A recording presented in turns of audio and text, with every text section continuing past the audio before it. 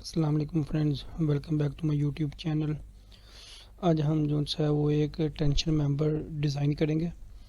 तो इसके लिए एक न्यूमेरिकल है 2.6 select W section two register dead load. And इसके अंदर डेड लोड दिया हुआ है और लाइव लोड दिया हुआ है। ठीक है। और इसकी जो लेंथ है वो 9 मीटर है। और इसके अलावा इसके अंदर जो है वो 420 मिलीमीटर रिवर्ट्स हैं। और यहाँ पे उसने ये कहा हुआ है कि विड्थ ऑफ द फ्लैंज जो सी है वो लेस होनी चाहिए 2/3 ऑफ डी के। ठीक है। तो हमारे पास ये डेड लोड है और ये लाइव लोड है जो कि उसने दिया हुआ है। लेंथ उसने 9 मीटर दी हुई है। तो हम इसके ऊपर लोड कम्बिनेशन लगाएंगे 1.2 डेड और 1.6 लाइव का। तो इसके मुताबिक हम टेंशन फोर्स निकाल लेंगे। ठीक है। और टेंशन फोर्स को यूज़ करते हुए हम एरिया रिक्वायर्ड एरिया निकालेंगे, जिसका ये फॉर्मूला इन दोनों में से जो ग्रेटर होगा हमने वो लेना है। ठीक है। T U into 1000 divide by 0.9 F Y. F Y कितना है 250, क्योंकि उसने यहाँ पे बताया होगा एज 36 यूज़ करना है। तो इसके मुताबिक ये 36 के मुताबिक एफ वाई 250 और एफ यू 400 के इक्वल होता है। ठीक है। और यहाँ पे ये वैल्यूज़ लगाएंगे हम। तो इस तरह से हमारे पास ये जो वैल्यू आएगी ये इन दोनों में से ग्रेटर 10,667 मिलीमीटर का स्केयर आएगा। ठीक है। ये एरिया आ गया। ठीक है। और इसके बाद हमारे पास जो नेक्स्ट है वो बी मिनिमम निकालना है हमने। बी मिनिमम इक्वल है 2.5 डी प्लस 16 के। डायमीटर कितना है 20। तो इस तरह हमारे पास ये क्या आ जाएगा 66 मिलीमीटर आ जाएगा। ठीक है। और जब हम इसको 2 से मल्टीप्लाई करेंगे, क्योंकि ये हमारा डब्ल्यू सेक्शन है, तो ये 132 मिलीमीटर आ जाएगा। तो हमने अब इन तीन चीज़ों को देखते हुए हमने एरिया सेलेक्ट करना है कि एरिया जो है वो हमारा रिक्वायर्ड एरिया से ज़्यादा होना चाहिए, नंबर एक। विड्थ ऑफ द फ्लैंज ये मिनिमम जो है इससे ज़्यादा होनी चाहिए। और वेट जो है वो कम से कम होना चाहिए। ठीक है। इसको देखते हुए हम डिज़ाइन एड से देखेंगे और एक मेंबर सेलेक्ट करेंगे। ठीक है। और हमने ये 3 मेंबर सेलेक्ट किए जो कि जिनका एरिया जो है वो इससे ज़्यादा आ रहा था। इनमें से सबसे जो मिनिमम वेट है वो लास्ट वाले का। ठीक है। तो इसमें ग्रुप बुक में जो इन्होंने सेलेक्ट किया हुआ है वो फर्स्ट वाला है, लेकिन मैं लास्ट वाले को लेकर चलूँगा।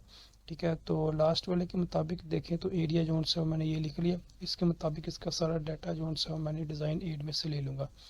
और डिज़ाइन एड में से सारा डाटा लेने के बाद सबसे पहले हमने विड्थ ऑफ द फ्लैंज देखनी है।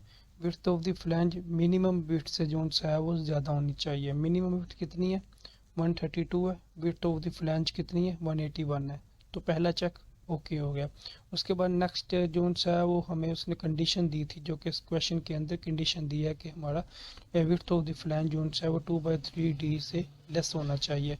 तो हम यहाँ पर देख लेते हैं ये width of the flange less होना चाहिए 2/3 डी से। डी की वैल्यू ये भी मैं डिज़ाइन एड में इसी सेक्शन के मुताबिक मिलेगी 417। तो हम यहाँ पे 417 लगाएंगे। तो यहाँ पे जो वैल्यू आएगी 273, जो कि ग्रेटर देन है विड्थ ऑफ द फ्लैंज से। तो ये भी चेक जो है वो ओके हो जाएगा। उसके बाद हमारा नेक्स्ट स्टेप जो है वो हमने नेट एरिया निकालना है। नेट एरिया बिल्कुल वैसे ही निकलेगा जैसे हमने प्रीवियस जो वीडियो है उसके अंदर देखा था कि ग्रोस एरिया माइनस, तो उसने 4 बोल्ट बोले थे, रिवट बोले थे, वो यहाँ पे 4 आ गए। तो यहाँ पे diameter 20 + 3 into thickness of the flange 18.2। Thickness of the flange जो सी वो ये है 18.2। वो यहाँ पे लगेगी तो यहाँ पे नेट एरिया आ जाएगा। ठीक है। और नेट एरिया निकालने के बाद हम इसकी कैपेसिटी देखेंगे। तो कैपेसिटी के वही 2 फॉर्मूले हैं। इन दोनों में से जो लेस वैल्यू होगी हमने वो लेनी होती है। तो इन्हीं फार्मूलों के मुताबिक हमने यहाँ पे इनकी वैल्यूज़ पुट की। एफ वाई की वैल्यू 250, उसके बाद एरिया ऑफ स्टील जो हमने सेलेक्ट किया वो आएगा। और नीचे वाली वैल्यू में जो है वो हमने यू की वैल्यू जो है उन्हें 0.9 लेनी है। और यहाँ पे ए एन जो है वो नेट एरिया हम लगाएंगे। तो यहाँ पे दो जो से हैं वो वैल्यूज़ आ जाएंगी। इन दोनों में से जो लेस होगी वैल्यू वो कौन सी वैल्यू है, ये 2430 है, मतलब 2430 है।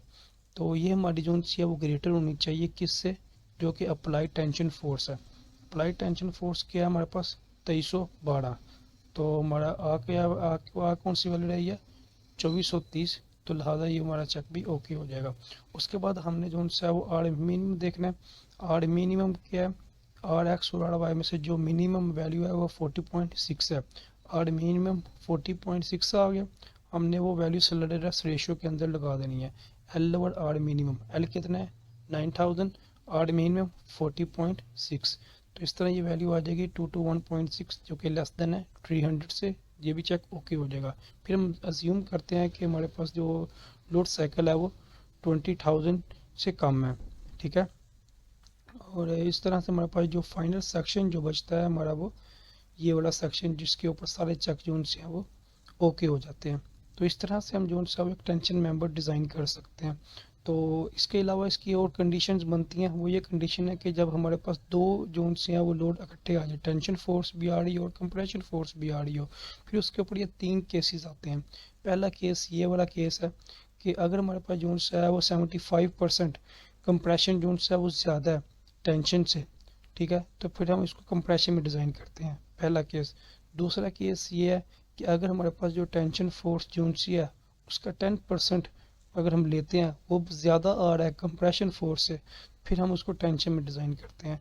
थर्ड वाला जो पोर्शन है वो ये कंडीशन है, अगर ये सेटिस्फाई कर रही होती है तो फिर हम इसको जो है वो टेंशन में डिज़ाइन करते हैं।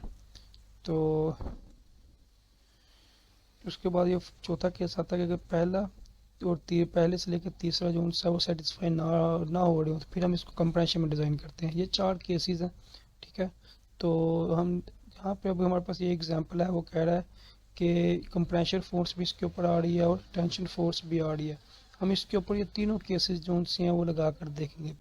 तो इस तरह से हमारी जो तीसरी कंडीशन है वो यहाँ पे सेटिस्फाई हो रही होती है टेंशन में डिज़ाइन करने के लिए। तो हमने तीनों जो है वो केसेस अप्लाई लाजमी करने हैं ताकि हमें पता हो, ठीक है। और इसके बाद हमने बिल्कुल सेम वही तरीकाकार जो हमने पिछले जोन से है वो न्यूमेरिकल में देखा है कि एरिया ऑफ रिक्वायर्ड निकाला, बी मिनिमम चेक किया।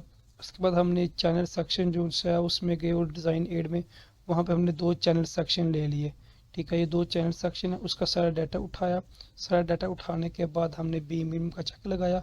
उसके बाद हमने इसकी कैपेसिटी निकाली और देखा कि ये कैपेसिटी जो है वो अप्लाइड कैपेसिटी से अप्लाइड जो टेंशन फोर्स है उससे ज़्यादा होनी चाहिए थी, वो हमने चेक कर लिया, ठीक है। उसके बाद हमारे पास क्योंकि ये देखे ये हमारे पास डबल चैनल सेक्शन यूज़ हो रहा है, तो मैंने पिछली अपनी वीडियो में बताया कि हम किस तरह से इसका जो है वो आर वाई निकाल सकते हैं आई वाई को शिफ्ट करने के बाद।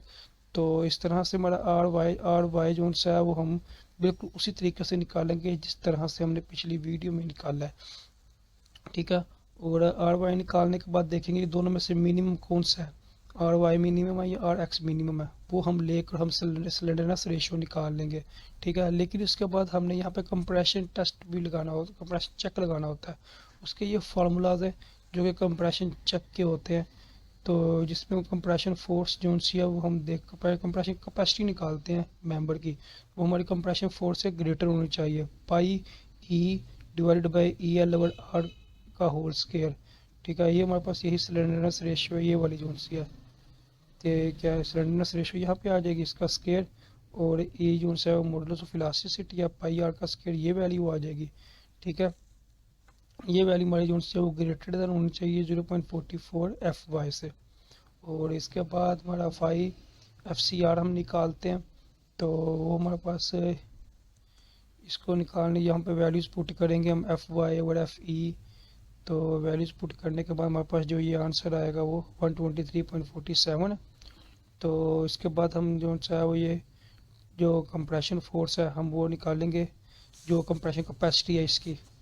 तो कंप्रेशन कैपेसिटी निकालने के बाद हम ये देखेंगे कि ये अप्लाइड जो कंप्रेशन फोर्स है, जो अप्लाइड कंप्रेशन फोर्स 450 है, तो ये इससे ज़्यादा आनी चाहिए। तो ये 450 से ज़्यादा आ रही है, ठीक है। तो मतलब ये है कि ये चेक हमारा पास है कि ये कंप्रेशन के लिए भी जो है ये ओके है। फिर हम ये अज्यूम करते हैं कि ये यहाँ पे जो लोड साइकिलिंग है वो 20,000 से कम है। तो उसके बाद हम इसका डिज़ाइन जो कनेक्शन है वो डिज़ाइन करते हैं।